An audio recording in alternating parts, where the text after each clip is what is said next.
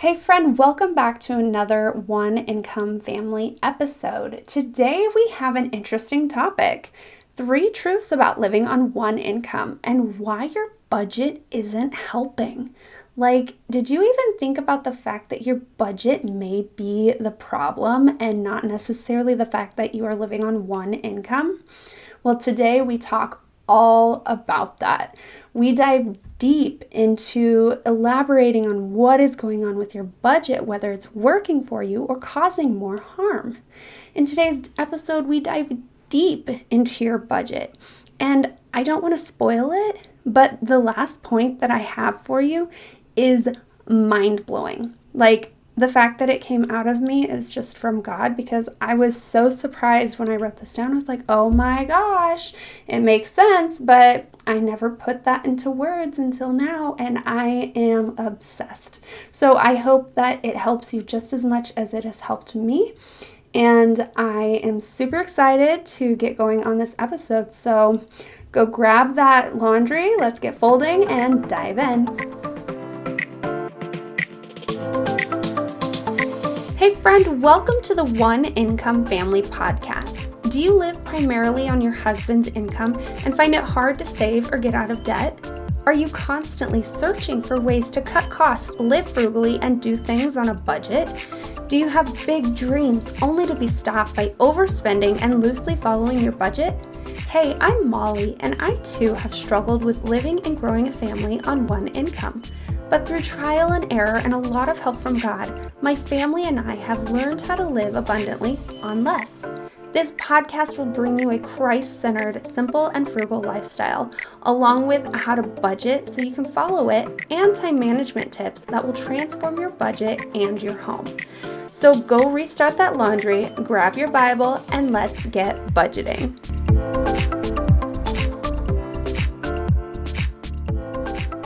All right, so before we get into the nick of things, I just want to remind you that I am going to start reading reviews right here on the podcast, like I said last episode, in case you didn't catch it. So if you want your review read out loud right here on the show, go and leave me a quick review, either on iTunes or Apple Podcasts or whatever platform that you listen to, so that you can get your review read out loud right here on the show. I'm super excited about it. I just feel like I'm repeating it over and over. But by doing this, not only does it let me know that you're enjoying the show, but it helps boost the show out there to other mamas who may be in need. Oh, and don't forget to follow me so that you're notified when these new episodes come out every Tuesday. And then you can hear if you're recording. I almost said recording. You can hear if your review, that's the word I'm looking for, made it onto the show. All right, so you may be asking, why are we talking about budgeting in this way? Because most people just say you need to sit down, you need to create a budget, you need to, look at the things that you've done in the past, all these basic steps, but they've never actually told you how to make your budget actually work for you and feel authentic, rather than just something cookie cutter that you got from somebody else and you are following what they say you should do, which sometimes that works and sometimes it doesn't. And it's a very fine line, but it's something that I want to talk about, because when you're living on one income, your income, just like your house, should mimic who you are as a family.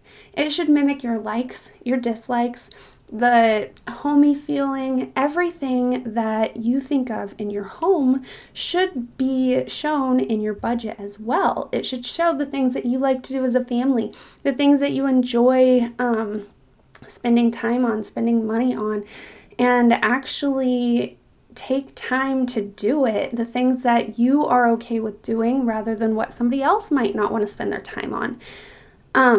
And that's why it's so important to have a budget that is working for you. It's authentic to your family and not to somebody else. And one living on one income just really makes it that much more important because you have less money to delegate into those situations, and you have to figure out smart, crafty ways to actually be able to do the things that you love as a family. I'm not saying that you have to no longer go, on vacation or go and have those fun family weekend trips anymore. You just have to figure out a different way to do it, and still you can do it. Trust me, I do it all the time. I go camping and I love it, and we do it on one income. But that's why your budget has to be authentically for you and your family.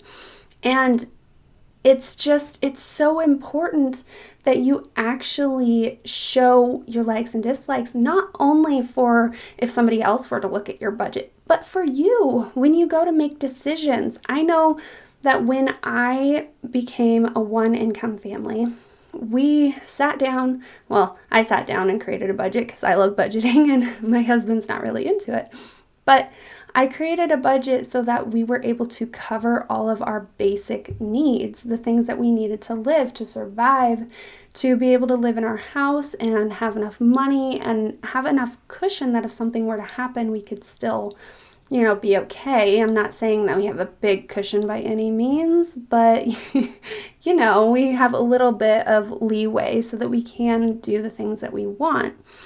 But it's not a lot of money, and you still have to figure out ways to be crafty to actually be able to do those things, because you can't do them the same way you did before. You don't have the money for it. I don't have the money for it.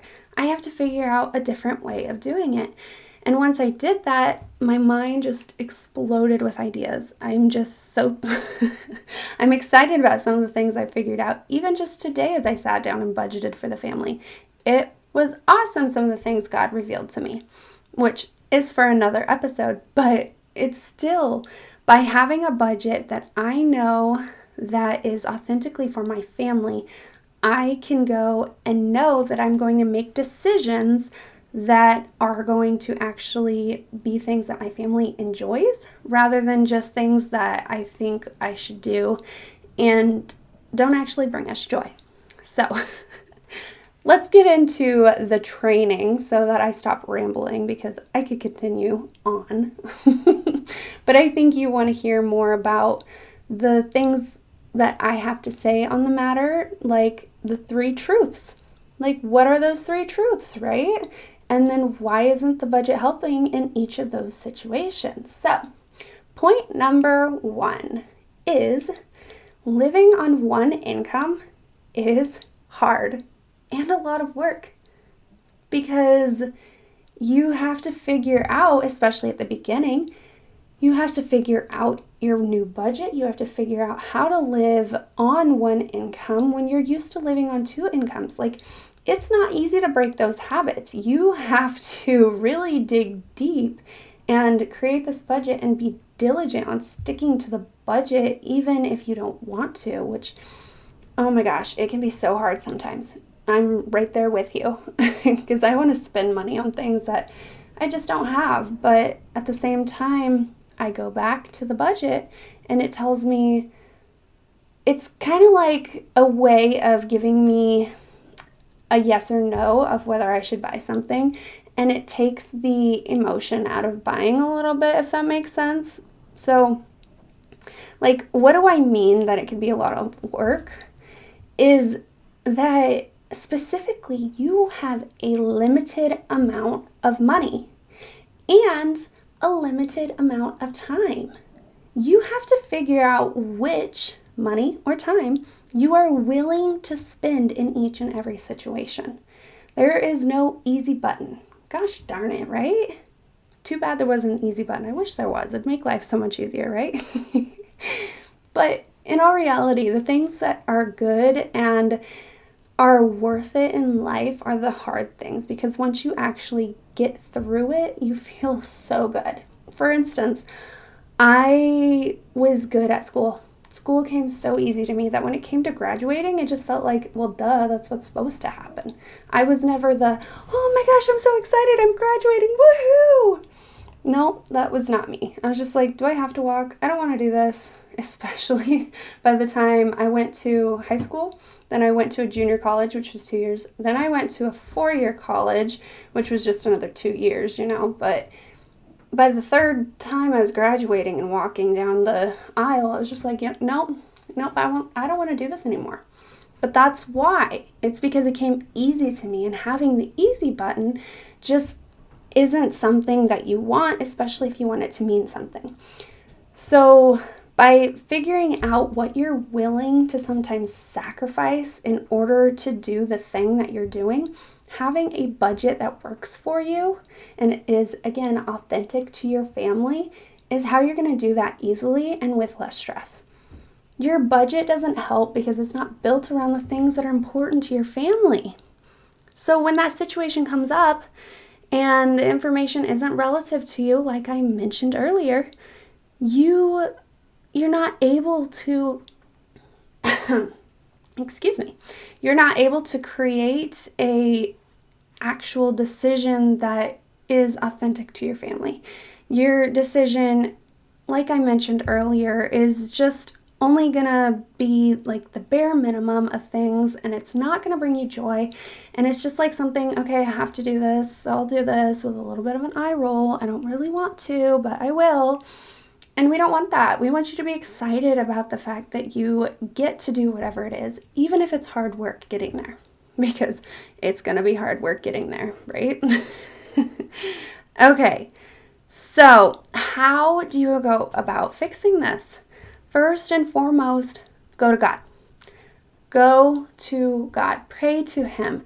Ask Him to guide your thoughts, and then give it 24 hours for Him to answer you and for you to find out if you actually want it, or if it's just something that is something that you want rather than something you need, which there's nothing wrong with getting things that you want as long as you have the money for it, as long as it's in the budget and it's something that brings you and your family joy.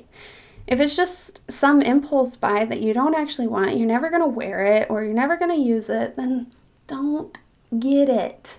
Again, give it 24 hours. Let it sit there in your cart. If it's at the store, wait, walk around the store. If you still remember and you still want it, then go back and get it. But 9 times out of 10, whenever I do that, I'm like, I don't want to go back there and get it. That means I have to walk and I'm ready to go, so I don't actually need it. That's definitely how it works. Or else I'm like, okay, yeah, I really need that. Let's go back and get it. I don't really want to walk back there, but let's go get it.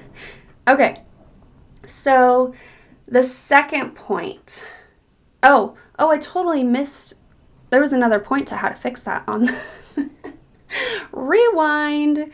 Okay, so fix it by first going to God, then allowing yourself 24 hours, but you also, in your budget, need to start creating goals that you and your family want to achieve.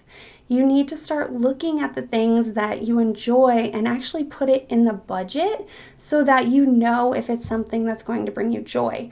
For instance, I put in my budget, I put camping, I put weekend trips, I put unexpected expenses because my husband right now, he's trucking, and there are sometimes he just ends up having to stay out in the truck and he has nothing to eat, so I have to be able to have money for him to go out and eat, otherwise he's going to sit there and be hungry.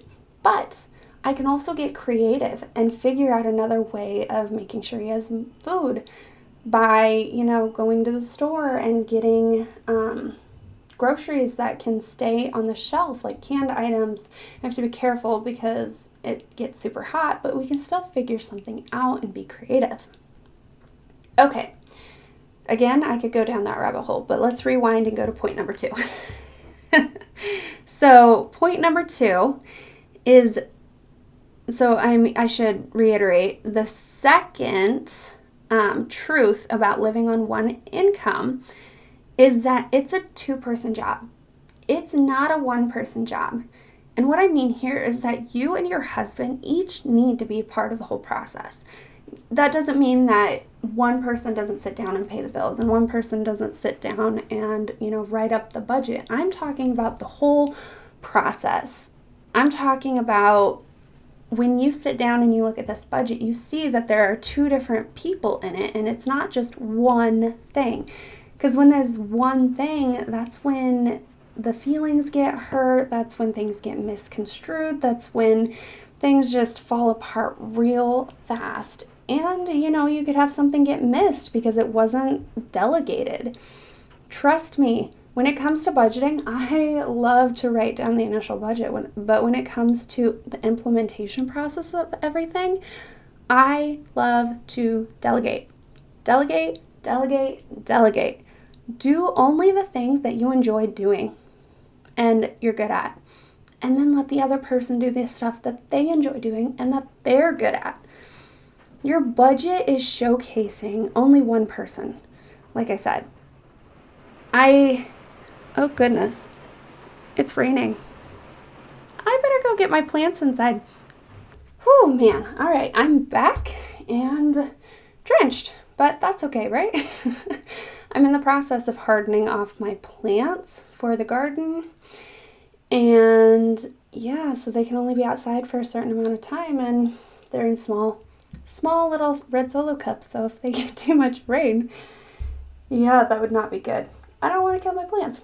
I had looked at the radar and it said it was fine, but apparently that was not the case. Anyways, all right, where was I at? I was talking about, okay, so your budget, it's only showcasing one person, meaning you only have one budget. Now, don't get your panties in a wad. This doesn't mean that you're going to be doing more work, but rather less. Like I said, you will be delegating. After creating one big overall budget, you need to separate it into a his and hers. And I don't mean like you're going to have this column his, this column hers. And you might not even see it if you're an outsider, but you know that, for instance, I have a section that says my name and the amount that goes into my account. I have an amount that says my husband's name and the amount that goes into his account so that he can take care of the things that he needs without me having to, track a budget or track the money going in and out of one account and whether he spent something or didn't spend something. That's just a headache. But I'm also talking about the fact that you need to allow him to do the things that he enjoys doing or he is good at doing. Like me, I do the meal planning. So I get the groceries, I get the other consumable items that we need, like shampoo, conditioner, toilet paper, that kind of stuff. But he's good at vehicles. So he takes care of the vehicle maintenance, of the parts, of the oil, of everything like that. He does the research for it, and then we decide together on what to buy. It's the same thing. Like, that's what you should have in your budget so that, again, it gets rid of the feelings being hurt, the things being missed, and you're less overwhelmed trying to do it all. It's not fun trying to do it all. It's not easy trying to do it all. We're not meant to do it all. We are meant to do it together. And that's why this budget should be done together in a partnership rather than one person saying, well, this is what's happening. You have to follow along. Nobody enjoys that. That's where the fights break out. Bring it together and you will be able to live in more harmony. Okay. So, like I said, the very last truth is something that is mind-blowing. And like I mentioned, once I wrote it down, it made sense. I was super excited that this, flowed out of me. And I can't even say that it was from me. I got to give credit to the Lord because I'm sure that he's like, you know what? You know this and you live by it, but it's never something that you put to words. So let me put it to words for you so you can share it with other people. And that is, you do have enough money to do the fun things that you want to do. Let me say that again. You do have enough money to do the things that you want to do. Now you say, but Molly, I only have X amount of dollars and I literally live on a bare bones budget or on the smallest amount of money that I can possibly live on. How do I have the money to do fun things? You may feel like you don't have any money, but that's because you're focused on one thing that you aren't willing to spend money on. Something else that you may say is important to you, you don't, because your budget doesn't show you that. Okay, let me explain it this way. That's getting a little confusing. Rewind. Okay, to say it in a better way, that's really great way to explain this. I'm going to use a way that I've heard a time, whether or not you have time to do something situation. So I once heard that if you say that something is important to you, but you don't give it the time, then what you're actually saying is that it's not actually important to you. It's not a priority. That was like a slap in the face when I heard that. But it is the same thing for your money. If you say something is important to you, but you don't put your money where your mouth is, it's really not important to you. It's not a priority. Like, oh my gosh, did that hit hard? It hit hard to me once I put that down. I was like, oh my gosh, that is so true. So what's truly important to you, it's not on your budget. That's why you're struggling. That's why you say you don't have enough time to do things and you don't have the money to do it either. When you look for money to spend time with your family, it's going to tell you that you don't have the money because your budget is so focused on just the basic needs. Did you ever think about that? You're so focused on your basic needs that the things that are important to you aren't in there. And I'm not saying that you can go out and just throw $100 at eating out or something. But there are ways that you can get creative, that you can still go out and spend time together and have fun. Maybe instead of eating a full meal, you just get ice cream. And you take like sandwiches or something along for the actual meal, but then you go and you get ice cream and you go and eat it at the park. Is that not fun? Is that not something you would enjoy? I know I would. Excuse me. So how do you fix this? Just like I said for point number 1. So think back. What did I say? I said you need to create a budget that's focused on your family's wants and needs, that is authentic to your family. You need to create goals that embrace your desires and then make a plan and follow it. God will guide your steps and submit the plan to Him so that He even has more room to guide you. But you have to make the change now. It's so powerful. So powerful. Okay, so to sum up everything that I just said, the 3 truths are: 1, living on one income is hard and a lot of work.